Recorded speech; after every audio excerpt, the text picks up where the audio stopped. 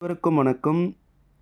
சமூகவியல் ஒரு பார்வை என்ற யூடியூப் சேனலில் இன்று நம்ம பார்க்க போகிற தலைப்பு ஆ, புவியியல் வரைபடத்தில் மூன்றாவது பகுதி. புவியியல் வரைபடத்தில் மூன்றாவது பகுதி எதை பற்றி இங்கு சொல்லப்படுகிறது என்றால் வேளாண்மை குறித்த தகவல்கள் இங்கு நம்ம பார்க்க போகிறோம். சரிங்களா? வேளாண்மைக்கு முதலில் என்ன தேவை அப்படின்னு பார்த்தீங்கன்னாக்கா மண் தேவை. மண்ணோட வகைகளையும் அதில் விளையக்கூடிய பயிர்களையும் பற்றி நம்ம இங்கே பார்க்கலாம். சரிங்களா? குறிப்பாக அடிக்கடிக்கு அதிகமாக கேட்கப்பட்ட மண் வகைகள் மட்டுமே நான் குறிப்பிட்றேன்.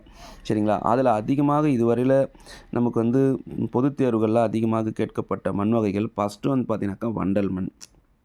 சரிங்களா? இப்போ நம்ம வரைபடத்தில் பார்க்கக்கூடிய பகுதி தான் வண்டல் மண் பகுதி அப்படின்னு சொல்லிட்டு குறிப்பிட்றாங்க. சரிங்களா?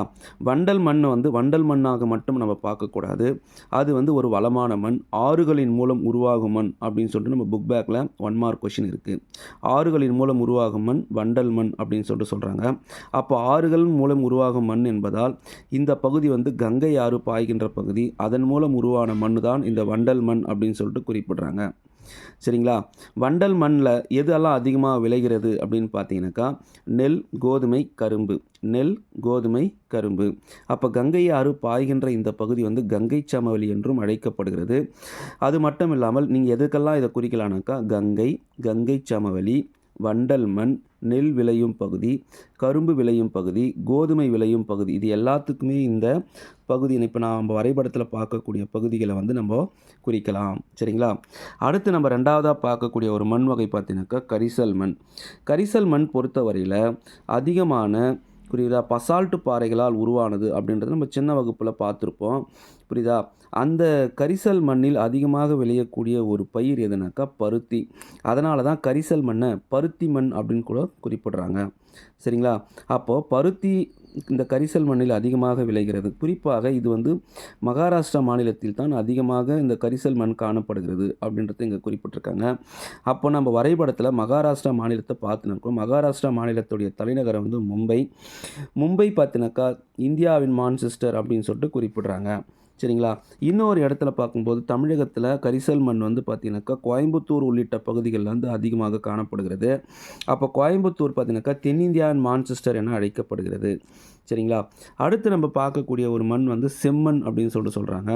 இந்த செம்மண் பகுதிகளானது பார்த்திங்கன்னா செவந்த நிறமாக காணப்படும். இரும்பு ஆக்சைடு அதிகம் காணப்படும் மண் செம்மண். பருப்பு வகைகள் அதிகமாக விளைகிறது அப்படின்னு சொல்லிட்டு இங்கே நம்ம பார்க்குறோம். சரிங்களா? அடுத்து நம்ம பார்க்கக்கூடியது மலை மண். மலை பிரதேசங்களில் காணப்படுகிற மண் தான் மலை மண் அப்படின்னு சொல்லிட்டு பார்க்குறோம். இங்கே மலை மண் குறிக்கலாம், மலைக்காடுகளும் இங்கே குறிக்கலாம் அப்படின்னு சொல்லிட்டு போன வீடியோவில் நான் போட்டிருக்கேன். சரிங்களா? அடுத்து மட்டும் இல்லாமல் பாலை மண் என்பது பாலைவனத்தில் காணப்படுகிற ஒரு மண் வகைகள் அப்படின்னு சொல்கிறாங்க. இது வறண்ட நிலப்பகுதிகள் காணப்படும். இங்கு முட்புதர் காடுகள் காணப்படும் அப்படின்னு சொல்லி இதற்கு முன்னாடி வீடியோவில் நான் கொடுத்துருக்கேன். சரிங்க? அப்போ பாலை மண்ணும் பார்த்தினாக்கா அதிகமாக இதுவரை கேட்கப்பட்ட பகுதிகள் அப்படின்னு சொல்லிட்டு குறிப்பிட்றாங்க. சரிங்களா? இதை சார்ந்தே நம்ம என்ன பண்ண போகிறோம் அப்படின்னு பார்க்கும்போது பயிர் வகைகளை பார்க்க போகிறோம்.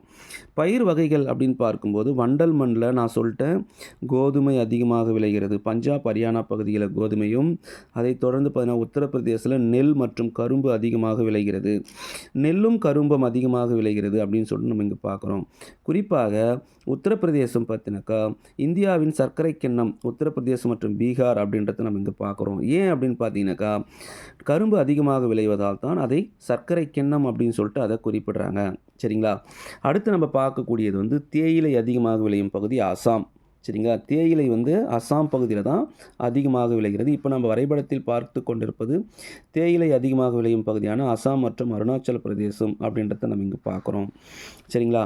அடுத்து நம்ம பார்க்கக்கூடியது பார்த்தீங்கன்னாக்கா சணல் அதிகமாக விளையும் பகுதி.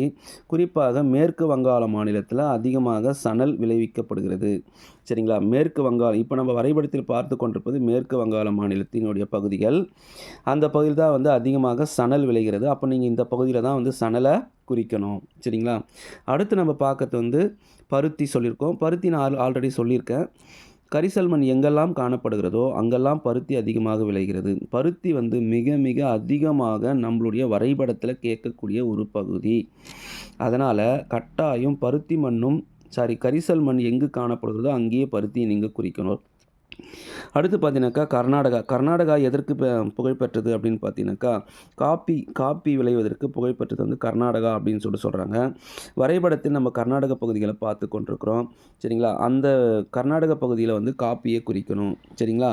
அடுத்து பார்த்தீங்கன்னா ரப்பர் பார்த்தீங்கன்னாக்கா, குறிப்பாக கேரளா மற்றும் கன்னியாகுமரி அதாவது தமிழகத்தை ஒற்றி காணப்படுகிற பகுதிகள்ல ரப்பர் அதிகமாக விளைகிறது. அந்த வகையில பார்க்கும்போது, மண் வகைகளும், பயிர் வகைகளும் பார்த்தீங்கன்னாக்கா, இந்திய வரைபடத்தில கண்டிப்பா கேட்பாங்க. ஒரு பகுதியினாவது கேட்பாங்க. புரியுதா? மண் வகைகள்ல வந்து கண்டிப்பா 1 கேட்பாங்க. பயிர் வகைகள்ல 1 கேட்பாங்க. இதுவரையில எந்த பயிர் வகைகள் அதிகமாக கேட்கப்பட்டிருக்கு? விளையும் பகுதியில வந்து பார்த்தீங்கன்னாக்கா, ஃபர்ஸ்ட் ஒண்ணு வந்து அதிகமா கேட்கப்பட்டது தேயிலை, 2வது கேட்கப்பட்டது பருத்தி, 3வது கேட்கப்பட்டிருக்கு நெல் அப்படின்னு சொல்லிட்டு குறிப்பிடுறாங்க. இந்த பகுதிகள நீங்க என்ன பண்ணணும்னாக்கா, தொடர்ந்து நம்ம பார்க்கணும்.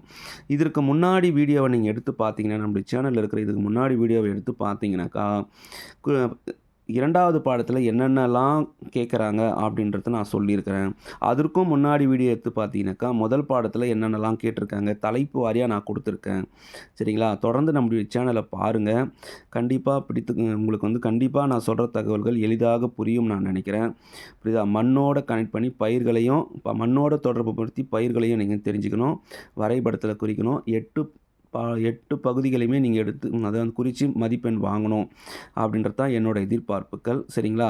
அந்த வகையில இந்த வீடியோ உங்களுக்கு பிடிச்சிருக்கும்னு நினைக்கிறேன். அடுத்து நம்ம பார்க்கக்கூடியது பார்த்தீங்கன்னாக்கா, அடுத்த பாடமான தொழிலகங்கள் மற்றும் கனிமங்களை பற்றி அடுத்த பாடத்தில பார்க்கலாம். அதற்கு அடுத்த பாடம் பார்த்தீங்கன்னாக்கா, போக்குவரத்த பற்றி இதெல்லாம் நீங்க பார்க்கணும். ஏனென்றால் இதிலிருந்து தான் கண்டிப்பா வந்து என்ன பண்ணுவாங்கனாக்கா, ஒவ்வொரு பிளேஸ வந்து கேட்பாங்க. அதனால அடுத்த பாடத்தில என்னென்னலாம் கேட்குறாங்க அப்படின்றத அடுத்த வீடியோல பார்க்கலாம்.